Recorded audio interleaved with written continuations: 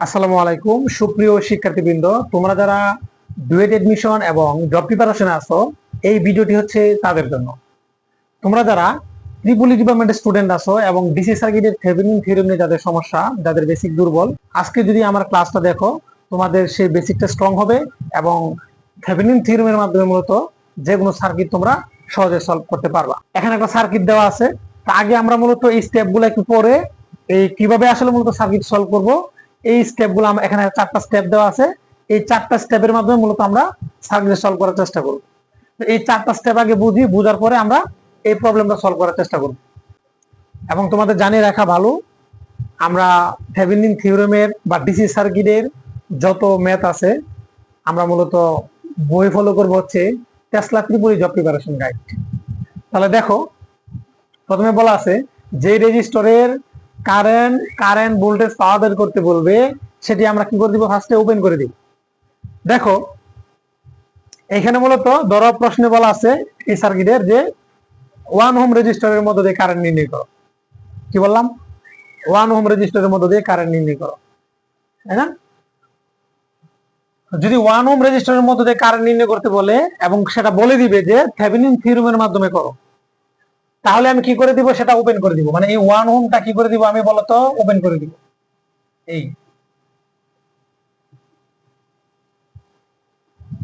প্রথম কাজ কি, যে রেজিস্টরের কারেন্ট ভোল্টেজ পাওয়ার বের করতে বলবো সেটি ওপেন করে দিব, 1 number step. 2 number step, open প্রান্তে মানে যে প্রান্ত তুমি ওপেন করছো, ওপেন প্রান্তে থেভেনিন ভোল্টেজ নির্ণয় করো। কি ভোল্টেজ বলতো? থেভেনিন ভোল্টেজ আমরা নির্ণয় করব। থেভেনিন ভোল্টেজ নির্ণয় করব এই প্রান্তে। এইখানে আমরা কি করব বলতো, থেভেনিন ভোল্টেজ নির্ণয় করব।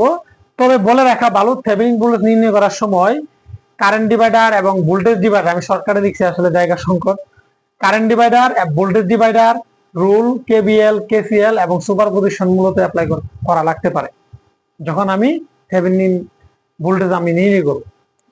3 নাম্বার স্টেপ কি, ওপেন প্রান্তে থেভেনিন রেজিস্ট্যান্স নির্ণয় করব।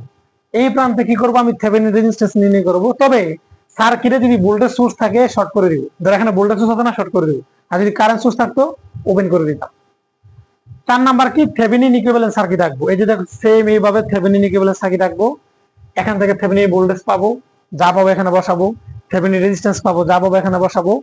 আর এই রেজিস্টরটা হচ্ছে প্রথমে যা ওপেন করা হয়েছিল তা সংযোগ করব। প্রথমে আমি কত ওহমের রেজিস্টার ওপেন করেছিলাম? 1 ওহম রেজিস্টার ওপেন করেছিলাম, সেটা মূলত এখানে সংযোগ করব। তো এটা ছিল মূলত রুলস গুলা। তো তোমরা একটু রুলস গুলা লিখে রাখবা। এখন আমরা এই সার্কিটটা সলভ করার চেষ্টা করব। চলো,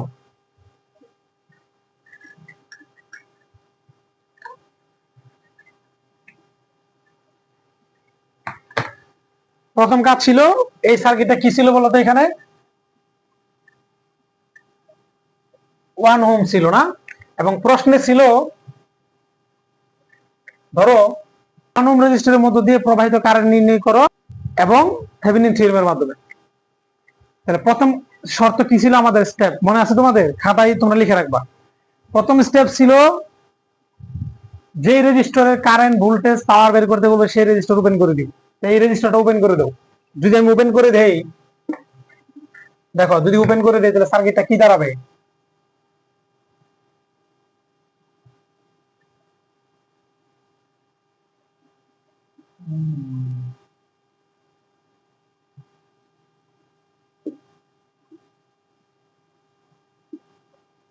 দেখো তো, এই হলো সার্কিট। আমাকে এই 1 ওহম রেজিস্টারের মধ্যে দিয়ে কারেন্ট নির্ণয় করতে বলছে, আমি সেটা ওপেন করে দিচ্ছি। 1 নাম্বার স্টেপ কিন্তু শেষ। 2 নাম্বার স্টেপ, ওপেন প্রান্তে আমরা মূলত কি করব, বি থেভেনিন নির্ণয় করব। বি থেভেনিন নির্ণয় করার সময় কি করব, আমরা একটা কেবিএল অ্যাপ্লাই করব। কোন প্রান্তে? দুই ভাবে কেবিএল অ্যাপ্লাই করতে পারি। একটা হচ্ছে এই পথ, আর একটা হচ্ছে এই পথ। এই দুই পথ আমরা কেবিএল অ্যাপ্লাই করতে পারি। কেবিএল মানে কি, কিরশফ ভোল্টেজ ল। আচ্ছা, দেখো কেবিএল নির্ণয় করতে গেলে আগে তো আমার কি করতে হবে, এই রেজিস্টারের কারেন্ট গুলো নির্ণয় করতে হবে। এই পথের কারেন্ট, এই পথের কারেন্ট গুলো আগে আমার জানতে হবে, তারপরে না আমি কেবিএল অ্যাপ্লাই করবো, কারণ বি সমান আই আর ফর্মুলা অ্যাপ্লাই করবো। তো এখানে সোর্স কত, 30 ভোল্ট না, 30 ভোল্ট আছে। এই সোর্সের সাপেক্ষে মূলত আমরা কারেন্ট নির্ণয় করতে পারবো না। যদি নির্ণয় করি, দেখো তো এখান থেকে যদি কারেন্ট বের হয় তাহলে এখানে যাবে, যাওয়ার পর এই পথে কি কারেন্ট যাবে? যাবে না। আমরা জানি যেই পথ মূলত খোলা থাকে ওপেন প্রান্তে তো কারেন্ট যেতে পারবে না, এখানে তো যাওয়ার কোনো রাস্তাই নাই।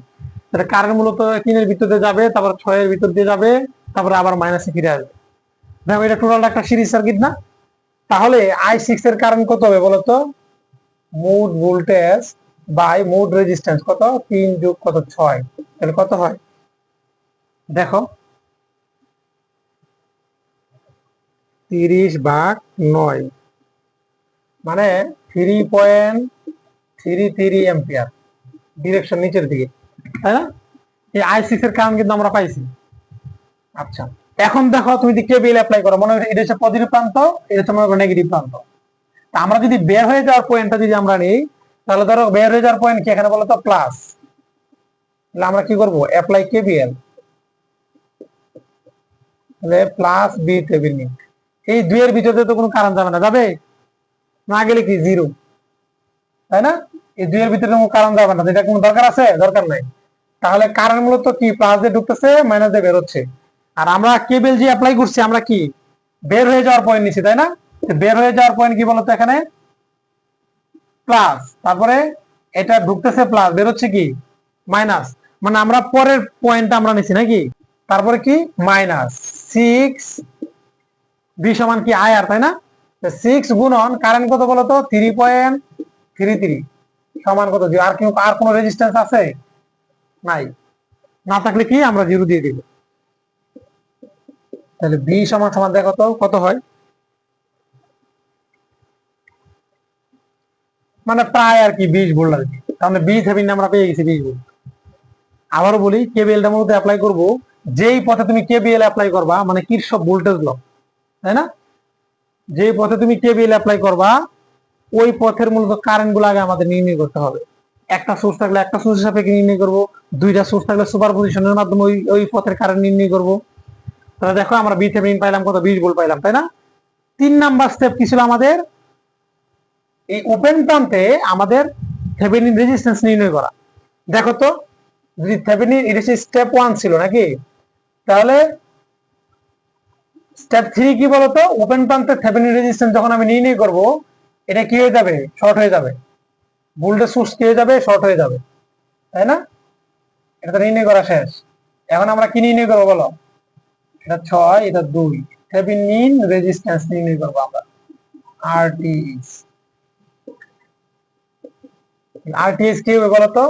আমরা এই দিক থেকে যাব, 3 আর 6 কিভাবে আছে? প্যারালাল আছে, 3 প্যারালাল 6 যোগ কত 2, 3 আর 6 প্যারালাল করলে কত হয় বলো? 3 প্যারালাল 6 প্যারালাল যোগ 2, টোটাল কত? 4। তোমার বি থেভেনিন আর আর থেভেনিন বের করতে পারলে তোমার আর কোনো প্রবলেম হবে না। তো দেখো তো, আমাদের বি থেভেনিন 20 ভোল্ট হয়েছে, আর থেভেনিন বের হয়েছে কত? 4 ওহম, তাই না? 4 নাম্বার কি আমাদের বলতো? 4 নাম্বার স্টেপ ছিল ইকুইভ্যালেন্ট সার্কিট অঙ্কন করা। ইকুইভ্যালেন্ট সার্কিট আমরা অঙ্কন করি। দেখো তো, এটা হচ্ছে মনে করো বি থেভেনিন, পাইলাম কত? 20 ভোল্ট।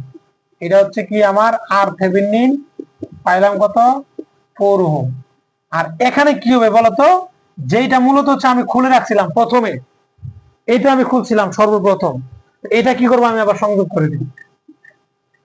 এখন দেখো এই পথের কারেন্ট নির্ণয় করছে, 1 ওহমের ভিতর দিয়ে কারেন্ট নির্ণয় করতে পারবো। দেখো টোটালটাকে একটা সিরিজ সার্কিট না? তাহলে মোট ভোল্টেজকে আমি যদি মোট রেজিস্ট্যান্স দ্বারা ভাগ দেই, তাহলে এই জায়গার কারেন্ট বের করা আর এই জায়গার কারেন্ট বের করা সেম কথাই। কারণ কি? আমাদের সিরিজ সার্কিটে কি থাকে? কারেন্ট সমান থাকে, তাই না? তাহলে দেখো তো, 1 ওহমের রেজিস্ট্যান্স ধরো, এখানে যদি এই পথের কারেন্ট যদি আমি আই ধরি, তাহলে আই সমান আমার কত হবে? 20/4 যোগ 1, মানে কত? 4 যোগ 1, তাহলে কত হয়? 4 এম্পিয়ার হয় আনসার। তাহলে 1 ওহমের মধ্যে প্রবাহিত কারেন্ট কত? 4 এম্পিয়ার। যদি বলতো যে 1 ওহমের ভোল্টেজ নির্ণয় করো, তাহলে কত হবে? V সমান IR, মানে 4 ভোল্ট।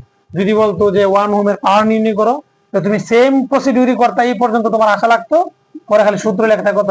P সমান কত? I square R। I মানে কত? 4 স্কয়ার, R মানে কত? 1, মানে কত? 16 ওয়াট। আর ভোল্টেজ হবে কত? V সমান IR। I মানে কত? 4, R মানে কত? 1, মানে হচ্ছে 4 ভোল্ট। তোমাকে যদি কোন একটা রেজিস্টরের পাওয়ার, ভোল্টেজ, কারেন্ট যাই বের করতে বলুক না কেন, তোমার কাজ আগে হচ্ছে কারেন্ট নির্ণয় করা। কারেন্ট নির্ণয় করতে পারলে তুমি ভোল্টেজ নির্ণয় করতে পারবা, পাওয়ার নির্ণয় করতে পারবা। তো আশা করি তোমরা বুঝতে পারছো। তো নেক্সট হচ্ছে আরো জটিল জটিল সার্কিট নিয়ে আসবো এবং কিভাবে সহজে সলভ করা যায় সেটা তোমাদের দেখিয়ে দেবো ইনশাআল্লাহ। ধন্যবাদ।